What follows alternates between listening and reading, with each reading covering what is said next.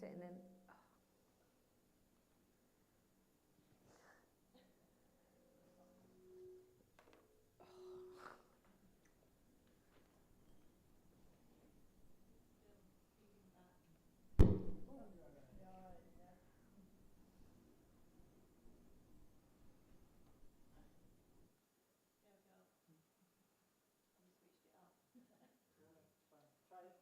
Hello.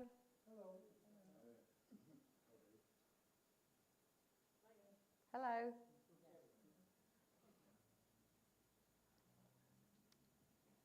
You're a lethal trap. What do you reckon? You're a lethal trap. Michael spoke last week. Oh, can you turn that? Yeah, it's too soundy. Yeah. Yeah. He talked about the danger of religion without God. But there's nothing lethal that could ever harm us in church, is there?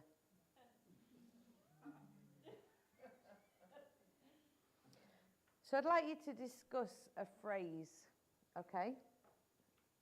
So this phrase is an expression that's given to children, okay? And this is what it says. Sticks and stones may break my bones, but words can never hurt me. I just want you to chat about what you think about that statement.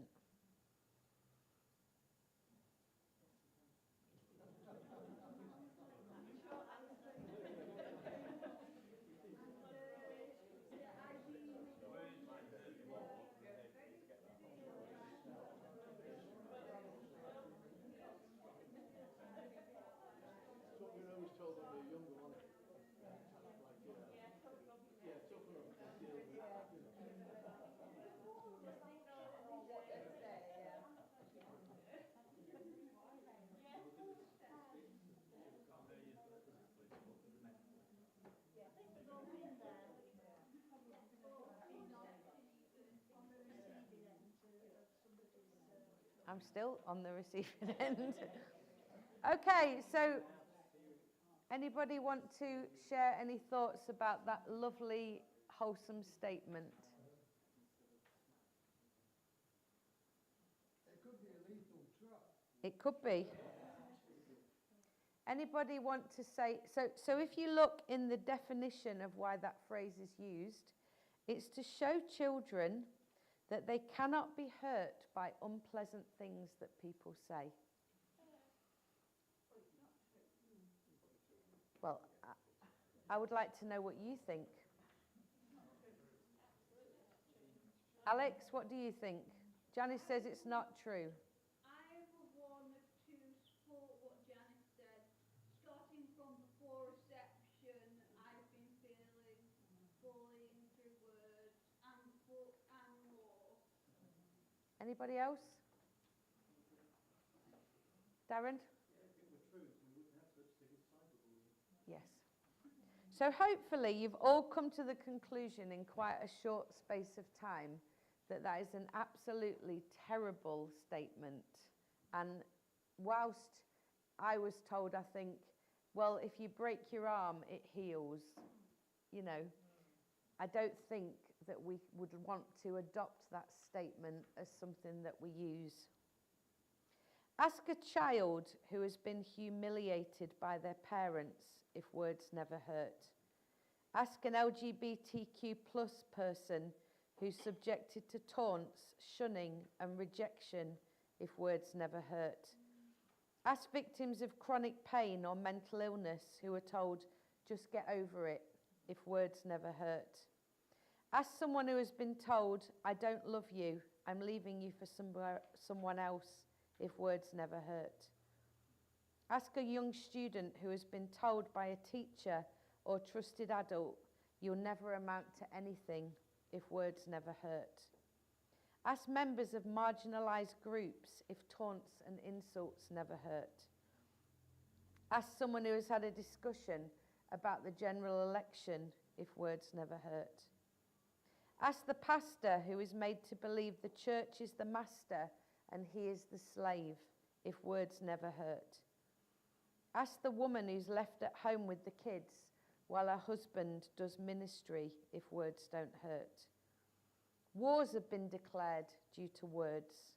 Armies have killed each other because of words. Peace has been brokered because of words. Death, destruction, anguish, anger, resolved in part or whole because of words. Sticks and stones may break your bones, but words can inspire and heal or hurt and kill as well. And that list is small. There's probably 500 billion things that we could add to that list. In Mark 7, verse 8, it says, "You have let go of the commands of God and are holding on to human traditions." Yesterday I was chaperoning at the theatre, which basically means I just sat in a chair with a badge around my neck while children danced around the stage. And when one looked like he was crying, I went and helped him. But for about 6 hours, I didn't do a lot but watch Lauren teach singing. And I was on my phone just sort of flipping about with my sermon. And I heard the words that I dread. "Oh, what are you doing?" "Oh, well, I'm preparing my speech for tomorrow at church." "Oh, right. I used to go to church." And I thought, here we go. Here we go. And I had a talk with this lady about what I was going to say today. And she told me about the person who is responsible for her not going to church anymore. And I thought, pardon? Let me guess, it's not Jesus. Gold star to that man.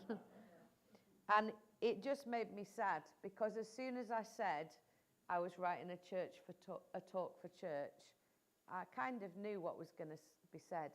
I knew that she wasn't going to say, "Oh, that's great, I love Jesus." She actually does, I think, but will never go into a church again. And how sad it is that in the early church there were so many wars and factions about such silly things. And, you know, it's all gone now, isn't it? We never have any sort of church legalism or fall out about things that don't matter. We just all focus on Jesus. No one ever gets hurt anymore, and it's all right. It's just that Baptists do it. The Methodists always bad. So in the early church, there arose a dispute between a group. And basically, it was that they required Gentiles to be circumcised if they were going to follow Jesus. Does everyone know what circumcised is? Don't need to discuss that yet. Phew. I don't need to say the word penis in church then. So if they were going to follow Jesus, the other group said that they weren't good enough unless they were circumcised. And the other group said, well, actually, you just need to ask for salvation and follow Jesus, and that's enough. Now, I'm not going to, say anything bad about circumcision, because in certain faiths, it's very important to people. But it isn't a prerequisite of following Jesus. And since that argument, all those thousands and thousands of years ago, we can all sit here, which we're not going to do today because it's not healthy, but we could all sit here and replicate countless pointless arguments about things that lead you to Jesus. Like, and Elisa's probably going to laugh, which direction the chairs go. You remember, Elisa? I know you do. Which chair? If I sit this way, Jesus will bless me. But if I sit this way, God will leave our church. It's true.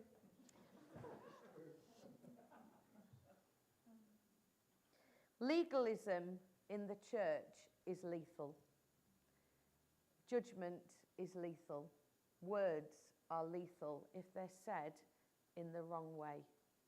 And as Michael so rightly said, there's not many people that have left the church because Jesus let them down.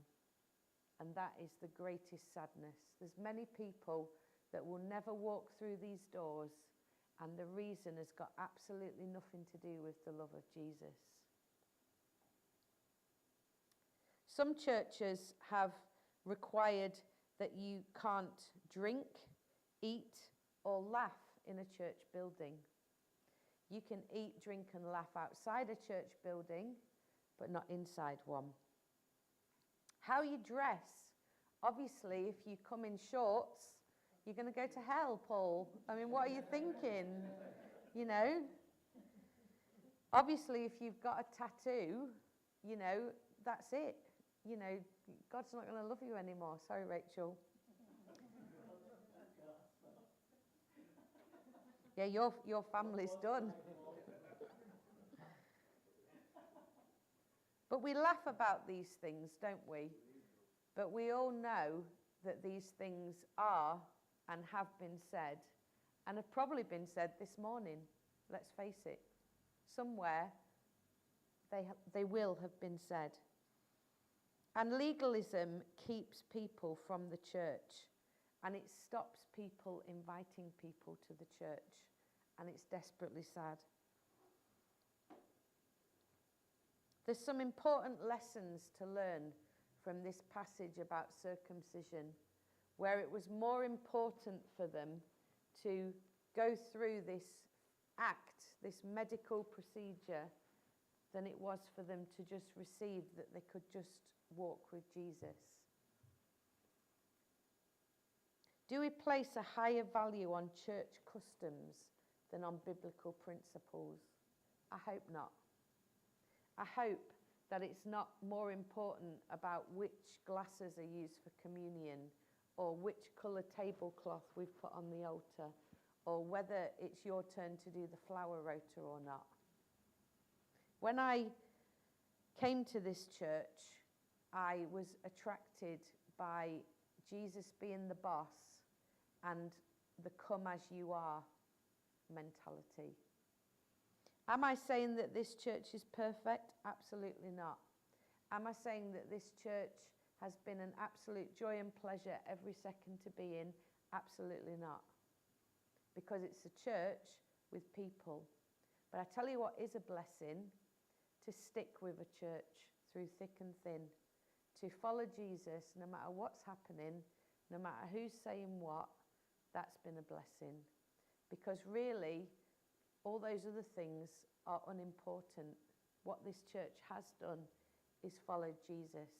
And people have been allowed to come here regardless of circumcision, regardless of if they've got trousers on or shorts, regardless of whether they're wearing jeans for church. And I think we should be proud of that. And I think that we should continue along that way. But of course, it's not about us looking at what churches do, because who is the church? It's not this building. It's family. It's the people, Alex, you're right. It's the people. So if I'm looking at what's wrong with the legalism in my church, maybe I should look at myself, because we're too busy looking at what other, we could say, oh yeah, we once knew a church that did this, and we once did a church that did this. Well, actually, think about what we do. Are we legalistic? Do we judge people? Do we make a barrier for people coming to church because of our views? Whenever you talk to somebody about Jesus, it always starts with the same thing. Well, I knew this Christian. Or, well, I went to this church and, it just makes me cry, makes me sad. So how must Jesus feel when he looks and sees that? Let's be a church where that kind of behaviour is illegal. Let's not be legalistic. Let's make that behaviour illegal. If you want to bring somebody to church and then say, sorry, you're not welcome because you've got a tattoo, let's make that illegal. Let's turn it on its head. Let's make it a lethal trap to not bring people as they are If you say somebody can't come, let's make that a lethal trap. Sometimes people elevate moral laws, and that's not really something the Bible requires. Your morality is your morality. What you believe in from a moral standpoint is your morality. You know, if you come to church and you don't follow a particular political party, you're not welcome. If you come to church and you don't earn more than £40,000 a year, you're not welcome. I mean, I certainly can't stay. Sometimes, no, I haven't got a tattoo. I'm scared of needles. I like tattoos. I'm just scared of them. Sometimes people can be more comfortable with rules because they're less risky than relationships. Let's face it, relationships have cost. To love somebody has cost. To help somebody has cost. To have a rule that excludes somebody, it's not that costly, is it? And it protects you from having to have that relationship. I don't want to sit with him, he smells. I don't want to sit with him, I don't think he's had a wash. I don't want to sit with him because I know that he takes drugs. Well, whether you like it or not, all those people matter to Jesus, and he loves them. And there's no rules where God's kingdom is concerned about who can come.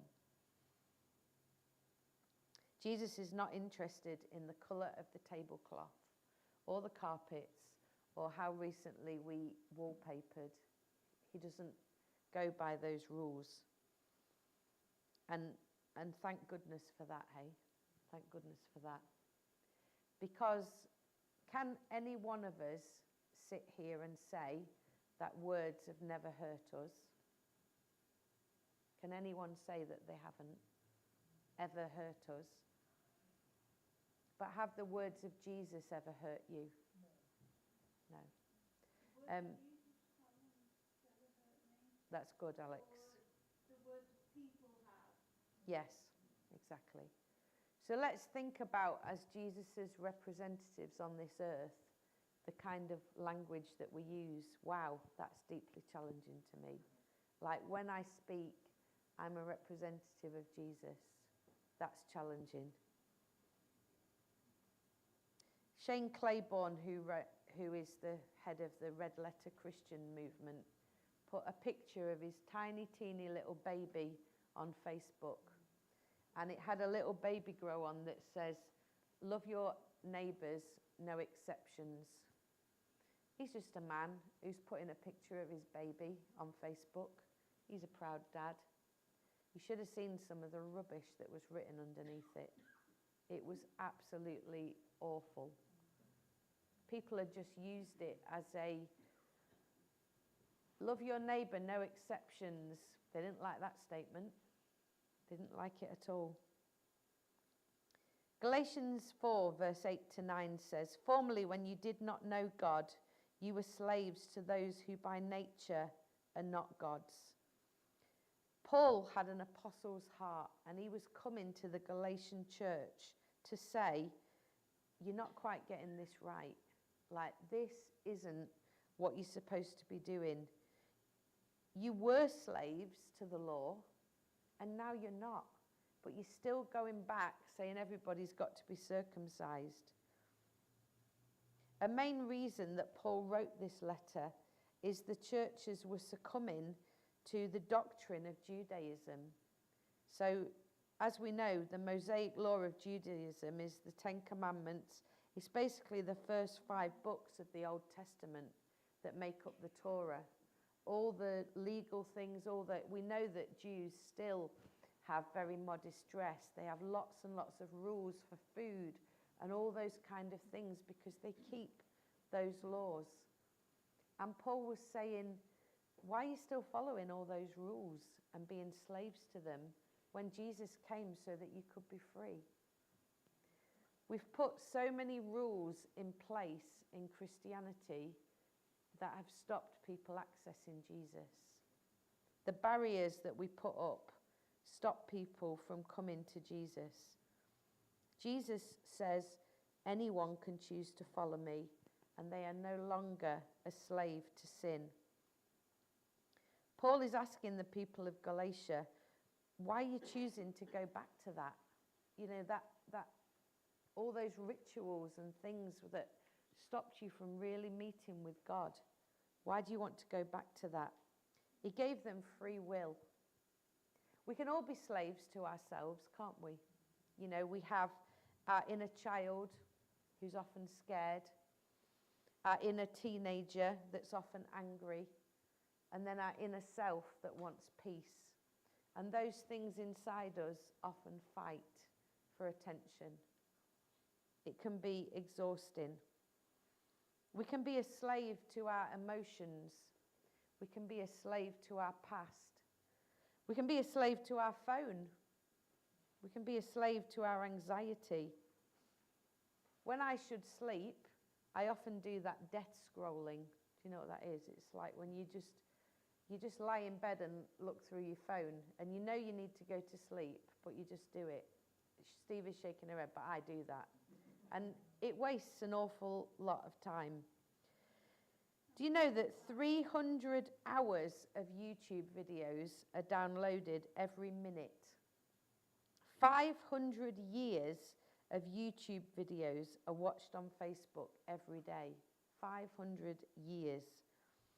40 million pictures are uploaded to Instagram every day. 500 million tweets. And the average user has 155 friends. I wonder if that person has anyone they can ring up when they're feeling sad. Just imagine if all of that effort was put into helping people to find Jesus. Just imagine if those 40 million pictures of Instagram, you know, when those people are paid like £250,000 to put a dress on that's from a certain place, and they put a picture on Instagram, and then everyone buys it and they get loads of money. Imagine if that money was put into our food bank. Would you like £250,000 for the food bank a day? Or a minute, really, or actually just every second you could have £250,000. Could you spend that budget, Tracy? You know what to do with it? Yeah? We're not supposed to be tied down to things. We're not supposed to be slaves to things, because Jesus came so that we could be free. So let's not tie down with legalism and laws and rules about this, that, and the other, what we need to do, because we don't need to do any of those things. Obviously, like, you know, somebody has to wash up, because if they don't, we won't have any cups. Somebody has to clean the toilet. It's normally me when somebody's been sick, I'm not going to lie. But somebody has to do those things. But none of those rules and rituals are about alienating people from coming to Jesus.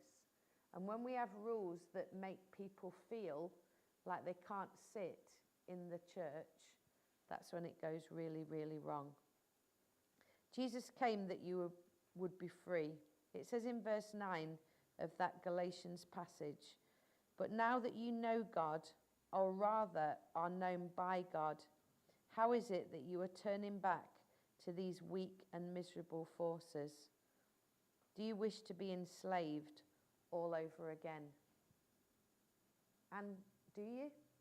Do you want to be thinking about the tablecloth colour, or that person can't come to church because they're gay, or they've got the wrong kind of mobile phone, or you suspect they might smoke weed?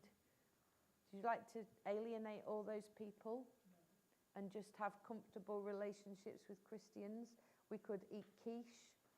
You know, we could sit around and talk about the Bible and eat quiche and, you know, lock all the other people out who are coming for sandwiches, because it'd be quite nice to eat a sandwich after church and just sit with other Christians. Would we like to do that? Would you like to adopt that? Like, should we move all the chairs that way? Why not?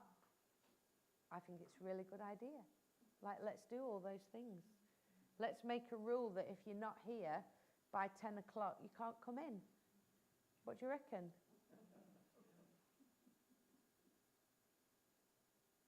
Nobody seems that happy about any of those things.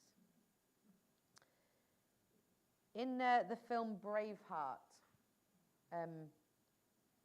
who's that guy who plays that man in Braveheart? Is it Mel Gibson? Mel Gibson plays William Wallace.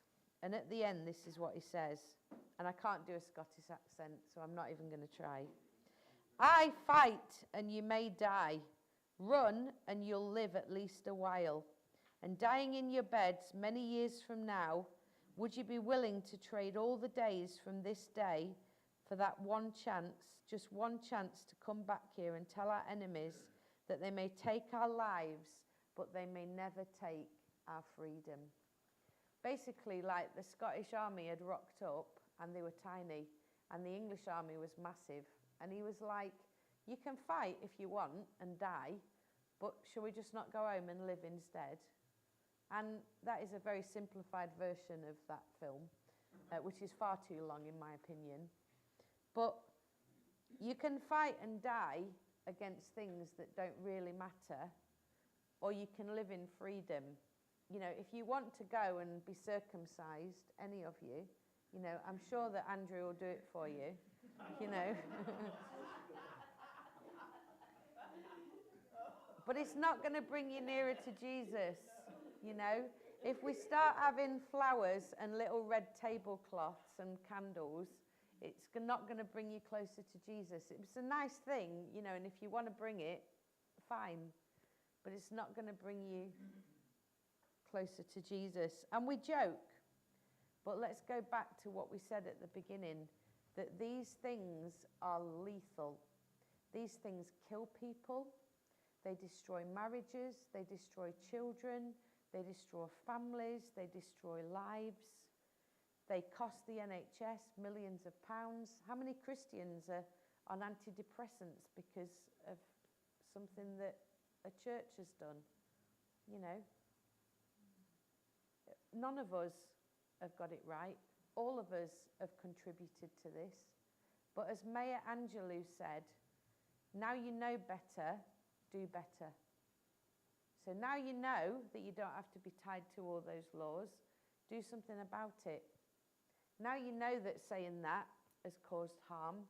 Do something about it and don't say that anymore. Now you know better, do better. If you get what you've always given, if you give what you've always given, you'll get what you've always got. You know, if we keep bringing laws and judgments and barriers to people becoming Christians. What I should have said to that lady yesterday, and I didn't say, I told her that not all Christians were like that, but what I should have said was, would you like to come and experience something different, and invite her to church? I didn't do that. I might do it next time I see her. But let's be not downtrodden by what's come in the past. I mean, if you don't think the church has been dodgy, like, you know, look into Henry VIII and why he brought the Reformation.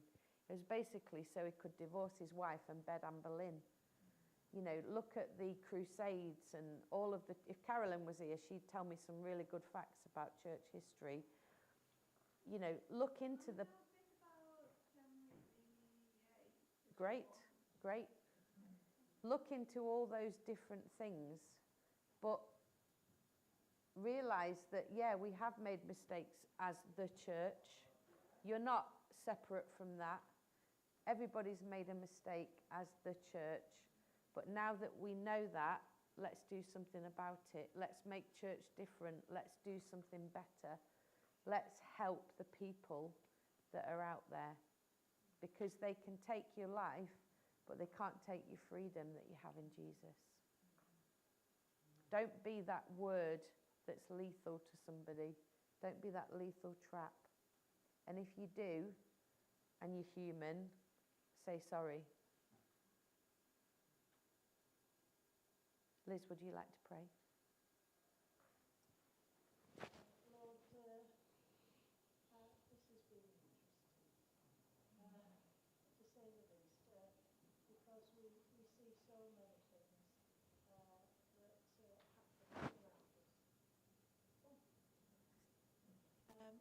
we see many things going on all around us, and we get confused in our minds. Why is this happening? Why is that happening?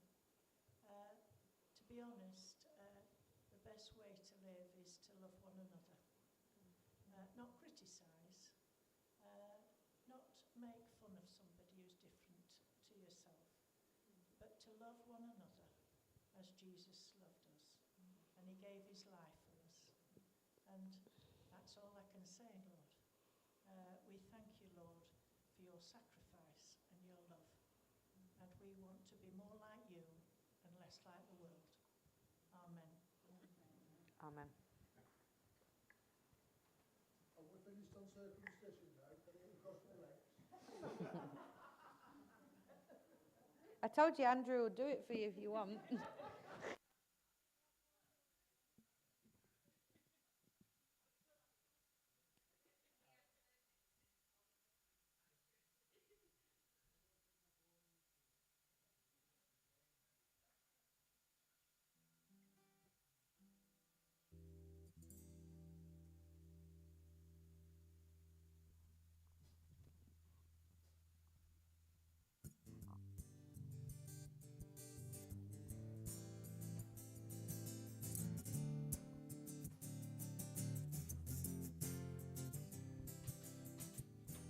In him we're blessed with every blessing.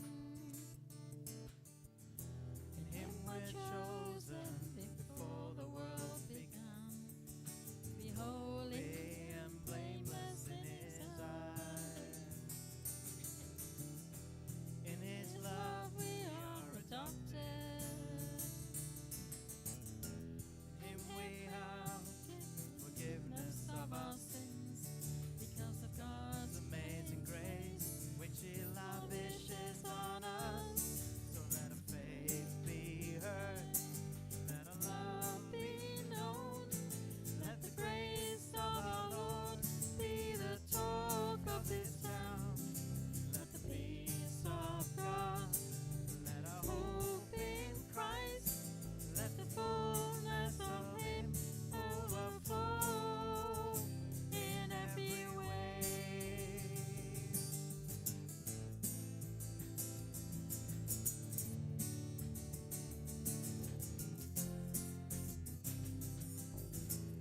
In him he's given us his wisdom to understand the mystery of his will, to bring all things together in our Lord. In him we're marked with the Spirit as a seal guaranteeing what's to come. For above all kings, above all things, above all powers, in the present age and in the one to come. So let our faith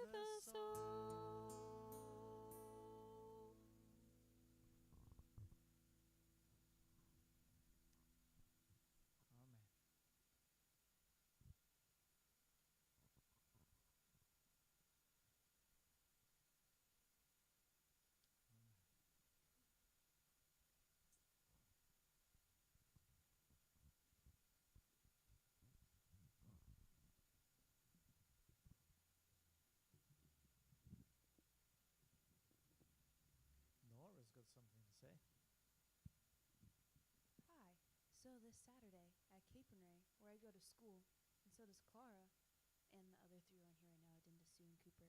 We're gonna have our open day, which happens every year. It's gonna be from 11 to 4. It's gonna be so much fun, lots of food and games. I'm gonna be on barbecuing. I don't exactly know what that entails, but if you want some barbecue, I'll be there for you. So yeah, come say hi, come see our facility, and have lots of fun and fellowship with other believers. Thank you very much. So 11 next Saturday. If you'd like to go, go. If you'd like to offer a lift to somebody who otherwise can't get there, do just that. And we'll be here next Sunday and the rest of the week. I think that's about it. Yes?